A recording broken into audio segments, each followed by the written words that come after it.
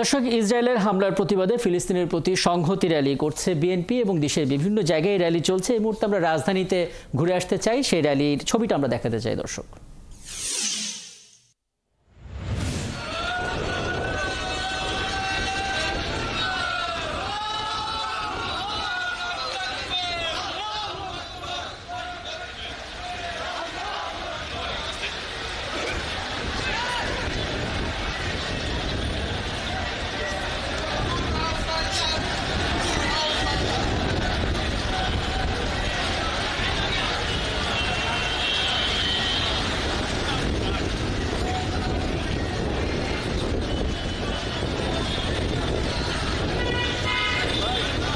দর্শক, সকাল থেকে আসলে বিএনপি নেতারা এই র্যালি নিয়ে আলাদা আলাদা বক্তব্য দিয়েছেন এবং বিএনপি স্থায়ী কমিটির সদস্য মির্জা আব্বাস তিনি আসলে বলছিলেন এই মিছিলে শুধু বিএনপি কর্মীরা নয়, ধর্মপ্রাণ মুসল্লিরা অংশ নিয়েছেন এবং এই গণহত্যা শুধু ফিলিস্তিনকে ধ্বংস নয়, ধীরে ধীরে পুরো বিশ্বের মুসলমানদের নিঃশেষ করার একটা নীল নকশা, এমন মন্তব্য তিনি করেছেন। এবং তিনি বলেছেন পুরো মুসলিম বিশ্ব ঐক্যবদ্ধ হলে ইহুদিরা আসলে এগুলো করতে পারতো না।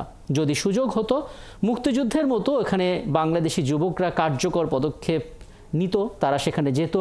এখন এই মুহূর্তে আসলে কার্যকর পদক্ষেপ না নিলে, জাতিসংঘ শক্ত না হলে এই অত্যাচার বন্ধ হবে না বলেও মন্তব্য করেন বিএনপি নেতারা। এবং একই সঙ্গে মির্জা আব্বাস বলেছেন প্রতিবেশী দেশেও মুসলমানদের উপর অত্যাচার হচ্ছে এবং গাজা ফিলিস্তিনের পাশাপাশি সমস্ত নিপীড়িত মানুষের উপর যে অত্যাচার হচ্ছে তার প্রতিবাদে সোচ্চার হবার আহ্বান তারা জানিয়েছেন। এবং মূলত এই কারণে আসলে এই র্যালি চলছে, সংহতি র্যালি ফিলিস্তিনের পক্ষে। এবং একই সঙ্গে এর আগে বিএনপি নেতা সালাউদ্দিন আহমেদ তিনিও মন্তব্য করেছিলেন। তিনি বলেছিলেন মুসলিম বিশ্বের যে নিরাপত্তা, সেই নিরাপত্তায় আসলে মুসলিমরাই নির্যাতিত হচ্ছে। একই সঙ্গে ফিলিস্তিনের যেই সাধারণ মানুষ আছেন, যে নিরীহ মানুষরা আছেন, তারাও আসলে এই মুসলিম বিশ্বের নিরাপত্তার শিকার হচ্ছেন, যে কারণে আসলে তাদেরকে প্রাণ দিতে হচ্ছে। এবং একই সঙ্গে তিনি বলেছেন কয়েকটি পরাশক্তির যে মদদ, সেই মদদে গণহত্যা হচ্ছে বছরের পর বছর ধরে বিভিন্ন দেশ থেকে দেশে, যেখানে মুসলিম বিশ্বের মোড়লদের ভূমিকায় রয়েছে প্রশ্নবিদ্ধ। এবং বিএনপি নেতারা বলছিলেন যে ইসরায়েল জাতিসংঘের কোনো সিদ্ধান্ত মেনে নেয়নি এবং এর নিন্দা, এর প্রতিবাদও আসলে বড় বড় দেশগুলোও করেনি, যে কারণে আসলে এই ঘটনাগুলো বাড়ার সুযোগ পাচ্ছে।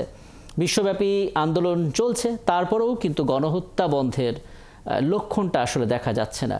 ইসরায়েলের বিপক্ষে সবাইকে সোচ্চার হওয়ার আহ্বান জানিয়েছেন এই র্যালির মাধ্যমে বিএনপি নেতারা, এবং আহ্বান জানিয়েছেন ফিলিস্তিনের জনগণের সাথে সংহতি রাখতে এবং বাংলাদেশের পক্ষ থেকে এই প্রতিবাদের ভাষাটা জারি রাখতে, যেখানে আসলে গণহত্যা বন্ধের দাবি থাকবে। এবং বিএনপির যে ইতিহাস, সেই ইতিহাস তুলে ধরেছিলেন বিএনপি নেতা সালাউদ্দিন আহমেদ, এবং সেই ইতিহাস তুলে ধরে তিনি বলছিলেন ফিলিস্তিনের পাশে দাঁড়ানো যে অবস্থান, সেটা বরাবরই বিএনপি করে আসছে। তবে আওয়ামী লীগ পরোক্ষভাবে ইসরায়েলের পাশে ছিল বলেও তারাও আসলে অভিযোগ করেছেন। এবং তারা বলছিলেন যে ইসরায়েল আসলে গণহত্যা চালিয়েছে, সেই ইসরায়েলের কাছ থেকেই আড়ি পাতার যন্ত্র কিনে বিরোধী মত দমন করেছিল আওয়ামী লীগ। কাজেই এক হিসেবে ইসরায়েলের সাথে আওয়ামী লীগের একটা সম্পর্ক আছে, এমন একটা দাবিও তিনি করেছিলেন। একই সঙ্গে বিএনপিরা বলছেন, বিএনপি নেতা যতদিন আসলে স্বাধীন ফিলিস্তিন না হবে ততদিন পর্যন্ত আসলে এই আন্দোলন চলবে এবং এই র্যালি, এই সংহতি আসলে ফিলিস্তিন, গাজা এবং গোটা বিশ্বের নিপীড়িত মানুষের যে অধিকার, নিরাপত্তা, সেই নিরাপত্তার দাবিতে।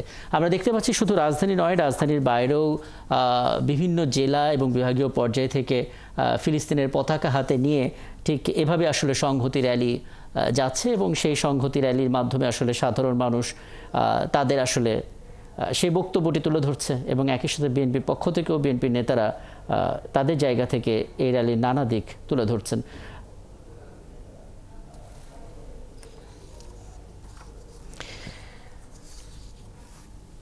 মোটামুটিভাবে আমরা জানি আসলে এই র্যালিটি নয়াপল্টন থেকে শুরু হয়েছিল এবং রাজধানীর বিভিন্ন পয়েন্ট এটি ঘুরছে। এবং বলা হচ্ছে আসলে এই র্যালিতে শুধু বিএনপির র্যালি বলা হলো, এখানে বিএনপির কর্মীরাই শুধু আছে, ব্যাপারটা সেরকম নয়।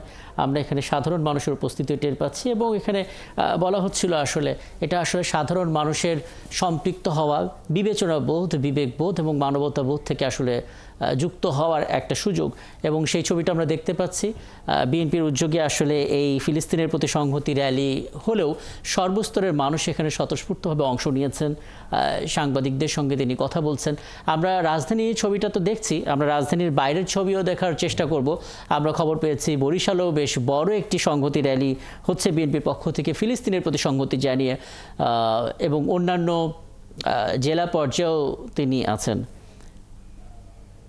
একই সঙ্গে সিলেটে সহকর্মী হুসাইন সুজাত আছেন, তিনিও আসলে বিএনপির এই সংহতি র্যালি ফিলিস্তিনের প্রতি সেটাও কভার করছেন, নজর রাখছেন। আমরা তার সঙ্গে যোগাযোগ করব এবং সিলেটের ছবিগুলো আসলে আমরা দেখার চেষ্টা করব।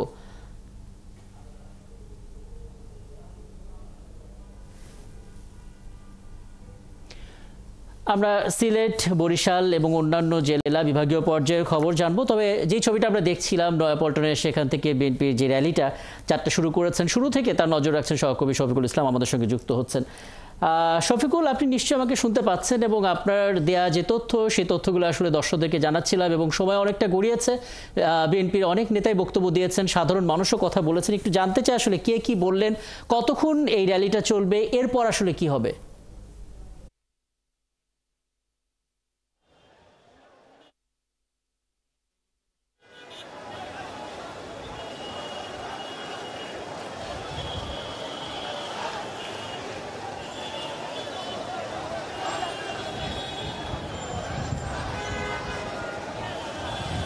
র্যালির যে অগ্রভাগ সেটি কিন্তু একেবারে শেষ পর্যায়ে চলে এসেছে। আমরা এই মুহূর্তে রয়েছি রাজধানীর বাংলা মোটর এলাকায়, এবং একেবারে শুরুতে যারা অংশগ্রহণ করেছিলেন এই র্যালির জাতীয়তাবাদী মহিলা দল, তারা কিন্তু ইতিমধ্যেই বাংলা মোটর যে মোড় সেই মোড়টি অতিক্রম করে গিয়েছে, এবং তারা দলের কেন্দ্র থেকে যে নির্দেশনাটি দেওয়া হয়েছিল যে কারণ বাজারের যেই গোল চত্বরটি রয়েছে সেখানে গিয়ে মূলত তারা তাদের যে আজকের এই কর্মসূচি সেই কর্মসূচির আনুষ্ঠানিক সমাপ্তি তারা সেখানে ঘোষণা করবেন।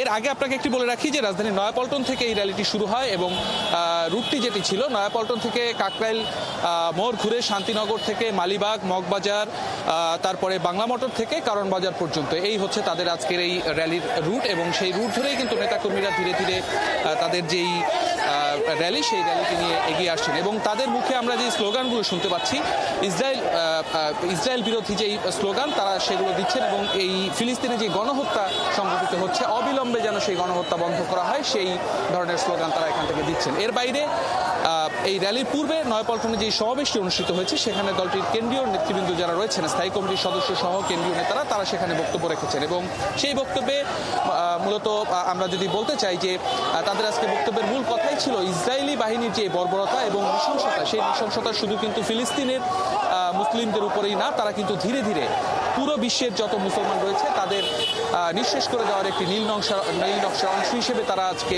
ফিলিস্তিনের উপরে বর্বরতা চালাচ্ছে, এবং সেখানে যে ধরনের নৃশংস ঘটনা ঘটানো হচ্ছে তার তীব্র নিন্দা এবং প্রতিবাদ জানানো হয়েছে।